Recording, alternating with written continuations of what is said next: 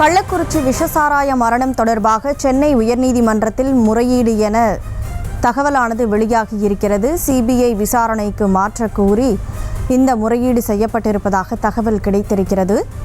கள்ளக்குறிச்சி விஷசாராய மரணம் தொடர்பாக சென்னை உயர்நீதிமன்றத்தில் முறையீடு செய்யப்பட்ட நிலையில் முறையீடு என தகவலானது வெளியாகியிருக்கிறது. அந்த அண்மை செய்தியை நாம் பார்த்து கொண்டிருக்கிறோம்.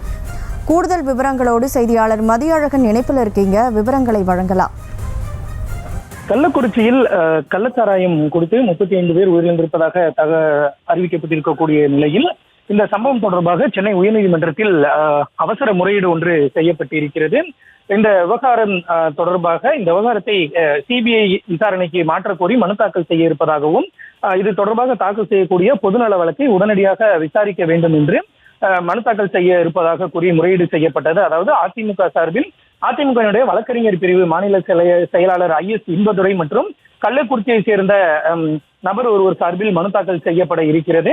எனவே இந்த வழக்கை விசாரிக்க கோரி வழக்கறிஞர் IS இன்பதுரை மற்றும் வழக்கறிஞர் D செல்வம் ஆகியோர் சென்னை உயர்நீதிமன்றத்தில் நீதிபதிகள் D கிருஷ்ணகுமார், K குமரேஷ் பாபு அமர்வில் முறையிட்டனர். அப்பொழுது இந்த விவகாரத்தில் உள்ளூர் போலீசார் மெத்தனத்துடன் செயல்பட்டதாகவும் இதனாலேயே இந்த உயிரிழப்பு ஏற்பட்டிருப்பதாகவும் இதனால் சிபிஐக்கு மாற்ற வேண்டும் என்று மனுவில் கோரிக்கை வைக்கப்பட இருப்பதாகவும் தெரிவிக்கப்பட்டது.